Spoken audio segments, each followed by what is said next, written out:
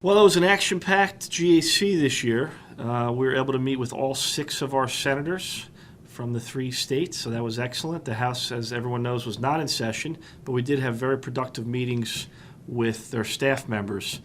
And just a couple big topics. Really, we honed in a lot on data breach. As we all know, the card issuers are on the hook for data breach costs.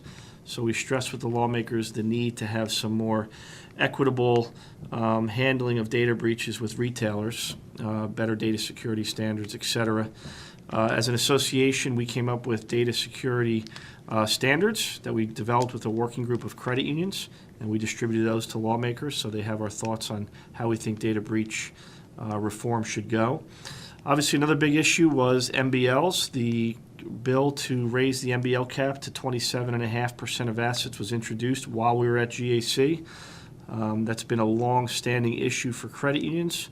We do think there's a little more impetus to do something on MBLs as more regulation has pushed some lenders out of doing certain types of loans. We think it's a great opportunity for credit unions. So we do think lawmakers are waking up to the power of credit unions doing more lending activity. One thing in particular to note is it wasn't noted at GAC, but we talked about it in terms of anticipating the bill being introduced, and that was a bill to eliminate 1 to 4 non-owner occupied loans from the MBL cap. Right now, credit unions are the only institutions where those count as business loans. So Congressman Royce reintroduced that bill this week, and we talked about it to our delegation last week in anticipation of that. And that's an issue that's really unique to New England, as we have a number of those types of housing units here. So we're going to be pushing strongly to have the 1 to 4 non-owner occupied exemption come to life. But really, one of the big stories of GAC was the NCUA. The NCUA made a number of announcements that were significant.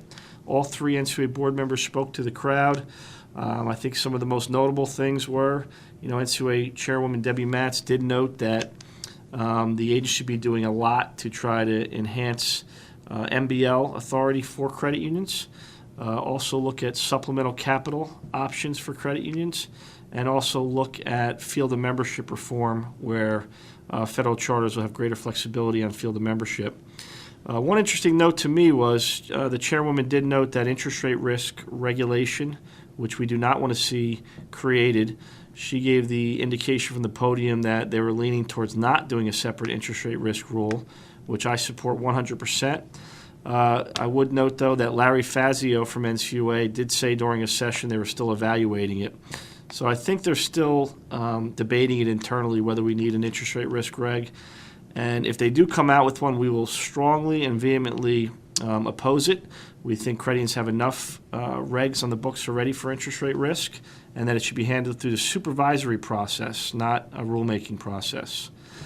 Risk-based capital is also discussed at length in NCUA at GAC, and of course, we like the revised rule. We think it's much better than it was prior. However, it still has challenges, and we will be aggressively asking our members to write letters opposing some of the various terms in risk-based capital, such as the requirement to have a capital adequacy plan, even if you're well capitalized. We don't think that makes any sense.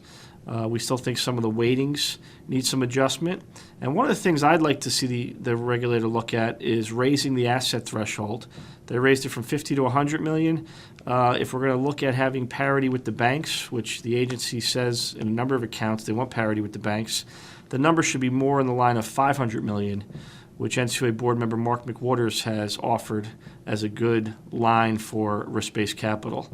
So we'll certainly be talking a lot about that. We had the unique opportunity to have some time with NCUA board member Rick Metzger regarding field of membership. We had a few of our federal charters speak to him regarding their challenges today. So we're going to be following up on field of membership as well.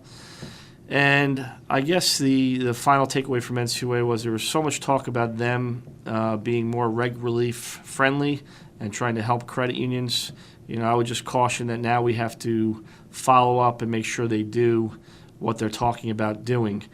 For example, on supplemental capital, they're talking about a working group, and we would hope they would engage industry early and often. Some of the working groups have not engaged credit unions till the end, so we're going to encourage them to engage us early and often. It's also worth noting that they ask about Supplemental Capital needing a working group, yet Supplemental Capital has been in place at a number of credit unions for many years. Down in North Carolina, you have that large credit union that's been using Supplemental Capital for a long time. And so I think they know the model. So I don't think we should overburden ourselves studying it. I think they should bring out some of the things that have worked in other credit unions that are using it. So that's it. We felt great about the trip. I want to thank all the members who came out. We had a terrific reception Sunday night at Bobby Van's, and that went over very well. We're going to do that every year. That's a new tradition for us. I do hope we get some more participation for GAC next year, so we'll be out early and often trying to get our members rallied up. But it was a great trip. I appreciate everybody who came out.